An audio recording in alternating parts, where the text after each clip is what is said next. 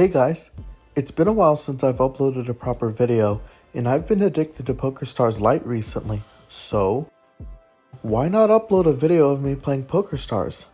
I'm playing a Zoom cash game for 1 million fake dollars. Considering in this game you only get 15k every 4 hours, a million is a lot in this game. With the stakes being 5k, 10k, you start with 100 big blinds, and big blinds is what I prefer to measure bets in. In the first hand we'll go over, we got 9-8 suited on the button. It folds to me, I open for the pot.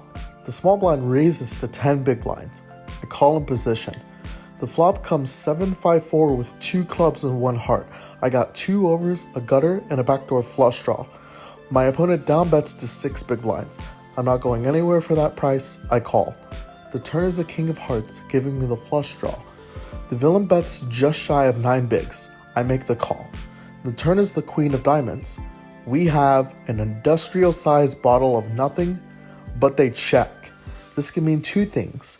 Either they were on a draw themselves and missed, or they read that I was on a draw and are trying to induce a bluff.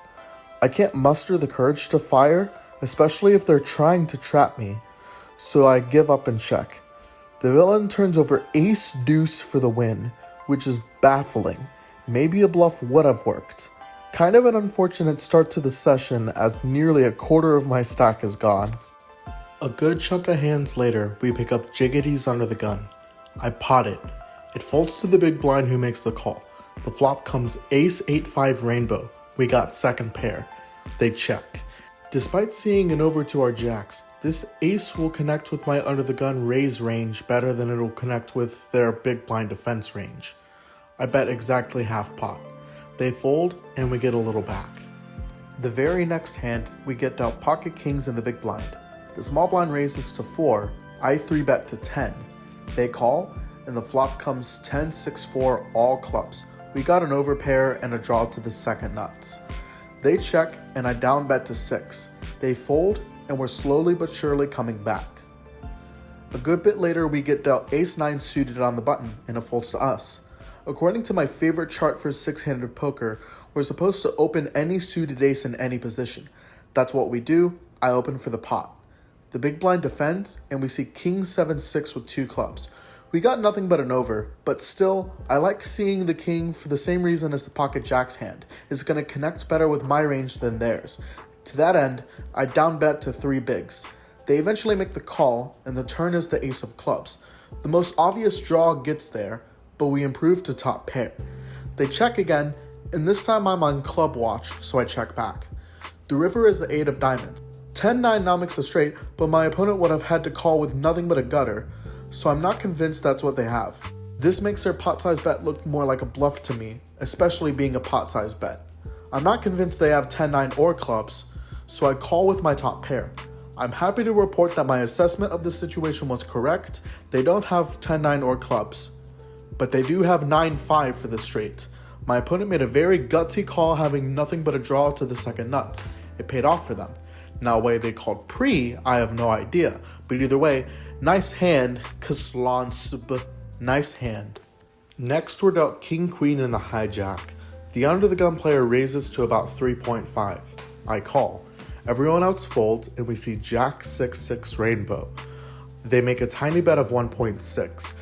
The important thing to note here is there are only 2 unique cards on the flop.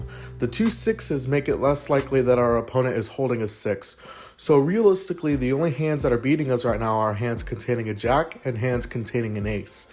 Still, this should probably be a fold, but I justify a call. The turn is the queen of clubs. Welp, if we weren't ahead before, we're ahead now. They make another tiny bet, and I want to develop this pot naturally instead of artificially inflating it with a raise here. So I call, and the river is the deuce of hearts. They make another tiny bet, and I get the sense that they're weak, and they probably can't call a raise unless they're convinced I'm bluffing. So I put a big raise to over 13 big blinds to make it look like I'm trying to buy the pot. I admit this is a little too much for value as they take their time to fold. Because they took their time, it looks like if I had bet smaller, I could have gotten called. Oh well, this is a relatively big pot and it gives me some of my stack back. In the next hand we'll go over, we got queens under the gun. I open the pot. The small blind defends. The flop is 9-6-3 with 2 diamonds. The opponent min bets. With 2 diamonds, we're not going to let them see a turn for that cheaply. I raise to 4. They call, and the turn is the 8 of spades. Some unlikely straights get there, and 9-8 beats us now, but otherwise we should be best. They slow down and check this time. I'm trying to get called, so I bet third pot. They call. The river is the 9 of spades pairing the board. If they called with top pair, they're beating us now. They check, and at this point, they're not folding with better hands, and they're not calling with worse hands, so I check.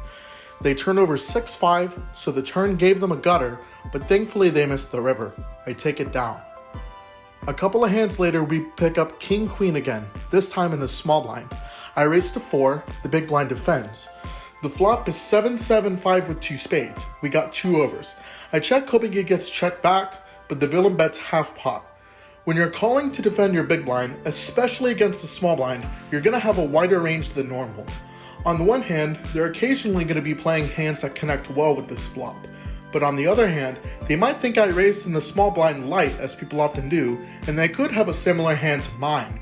Also, again, 2 sevens make it less likely they're holding a 7. Also, for some reason, I just smell BS. It's probably incorrect, but I put in a check raise to 12.5 big blinds. Miraculously, this does the trick. We get a very impulse-driven bluff through. Next, we get out pocket 8s on the cutoff. I open the pot. The button calls, the big blind also calls. So 3 of us see a flop, which comes 7-5-3 with 2 hearts. We got an overpair. The big blind checks, and I don't want to give either opponent a chance to see an overcard for free. I bet 4 big blinds. They both call, and the turn is a bit weird. It's the 6 of clubs. This gives me an open-ender to go with my overpair, but now any 4 makes a straight.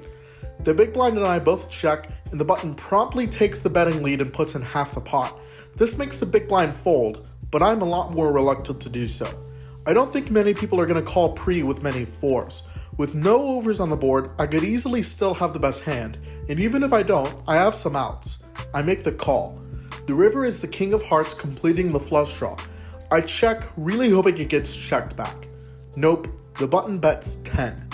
Instantly, something smells fishy about it. The first thing I notice is it's a teensy tiny bet, and honestly, I can't tell at first if it's a value bet or not.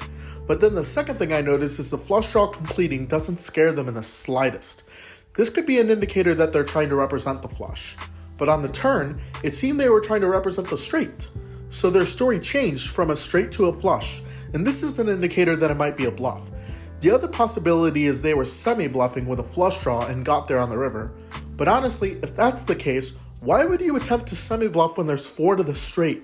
Wouldn't you much rather take the free card? So for that reason, I rule out the possibility that they were semi-bluffing with a flush draw. And if that's the case, their story seeming to change on the river really makes it fishy, and I'm not convinced they have anything. There's no need to raise, as I have showdown value with second pair, so I take advantage of the fact that I'm getting a good price and simply call. They turn over ace-queen offsuit, making the correct call feel so good, and I win a huge pot that puts me over the even mark. A few hands later, I get dealt 10s in the hijack. I pot it. The button calls, and the flop is jack 10-8 with 2 clubs. We got middle set. I check, and the button bets 2.41 big blinds. With a board this wet, we can't slow play it. I put in a check raise to 8 big blinds. They call, and the turn is the deuce of hearts, a total blank. I want to see if they want to bet again if I check, and since this turn changes absolutely nothing, that's what I do. Unfortunately, they check back this time, and the river's the ace of diamonds. At least the flush draw misses, but now we're losing to king-queen.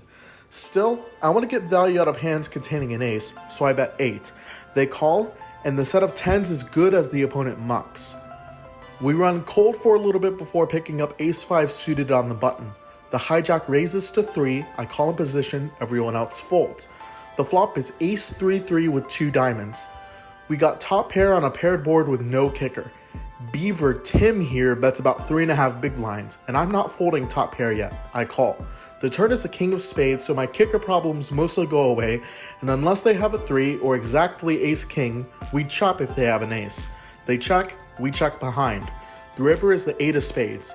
They check, and I feel like I'm probably best and want to extract value. I go with a sizing of 5 bigs. They fold, looks like they might have been bluffing on the flop. We take it down. Next, we pick up King Queen in the small blind. Yep, King Queen loves us this session. Several players limp. I punish the limpers by potting it. The under the gun and the button both call. The flop comes ace 10 6 rainbow. We got a gutter. All three of us check. It's possible no one has an ace.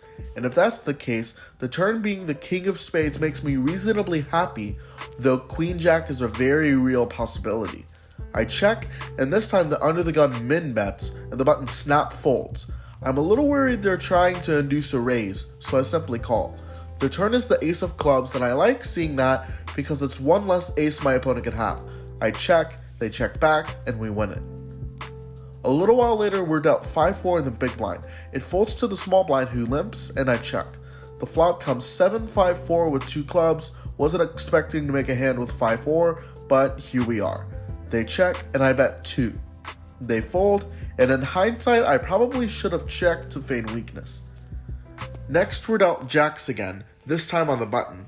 I pot it, and the big blind defends. The flop comes 8-6-5 rainbow. Despite having an overpair, this could crush the big blind's defense range. They check, and I bet 3.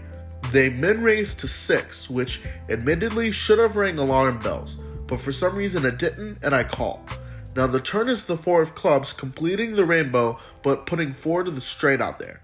This time they lead and put out 11 big blinds. A lot of thoughts are running through my mind. Mostly, I should have folded on the flop, and I really should have folded on the flop. I'm thinking this turn card might have saved me from losing a lot of fake money because I probably wasn't going anywhere before, which embarrasses me. I fold, and I immediately recognize that I'm no longer playing at my best, so I think it's a good time to rack up. This session puts me over the 13 million mark. Thanks for watching, guys.